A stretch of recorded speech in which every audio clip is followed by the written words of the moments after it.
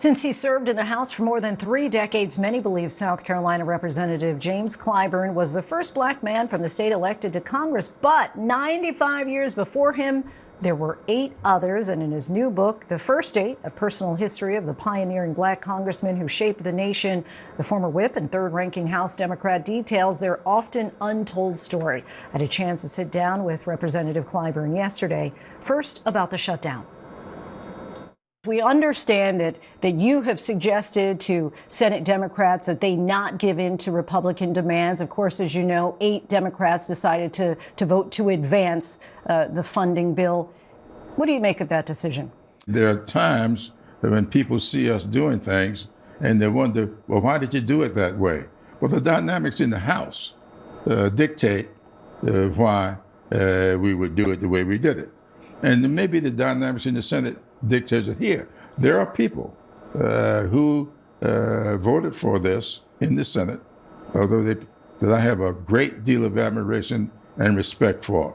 And I just cannot wait until I get with them and find out exactly why they thought they could get no more than they got, because I don't think they got enough.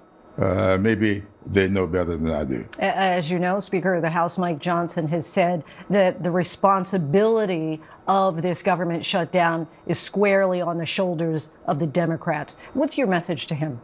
Get a life. He knows better than that. The American people know better than that.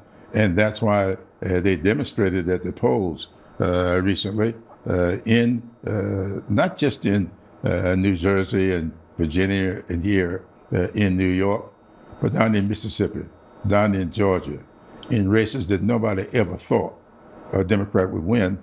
They were winning. Why? Because the American people see that the Republican Party is decided that it's going to change this country and not expand the middle class, which has always been what we've been about. Do you have confidence in Democratic leadership, specifically Hakeem Jeffries and Chuck Schumer? I have great confidence in Hakeem Jeffries. I did serve in the House with Chuck. I know that he loves this country. He wants to see what's best for this country. But, you know, Chuck has to deal with the Senate. And maybe he knows some stuff about the Senate that I don't know. Just looking at it from where I am, I just think more needed to be done with the Senate. Most politicians, as you know, when they write their memoirs, they write about themselves alone. Why did you decide that it was appropriate and important to you to write about 8 congressmen before you? Well, I think it's important for people to really understand how they fit into the world. And I think it's also important to get other people to understand that none of us do this alone. We've been here before.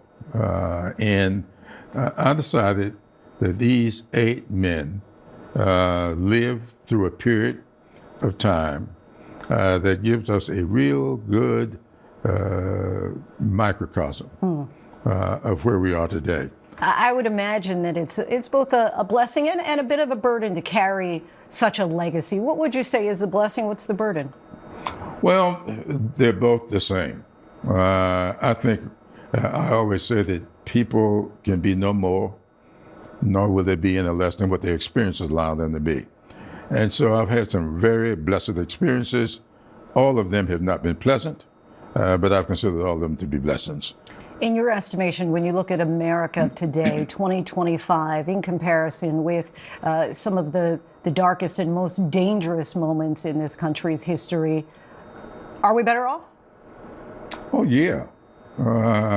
We've got more challenges, but we're a much better country. The big challenge for all of us is to understand that this is a great country in no need of being made great. We've got to figure out how we can come together as a people and make all the greatnesses of this country accessible and affordable for everybody. Many people, when they hear your name, they think of that moment in February 2020. Joe Biden was kind of on the ropes as he was running for president until the South Carolina primary, where you famously said, I know Joe, we know Joe, but more importantly, Joe knows us.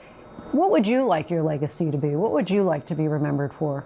Well, I think I've already told my 3 daughters that I want on my tombstone the phrase that I put on my billboards every time I run for office.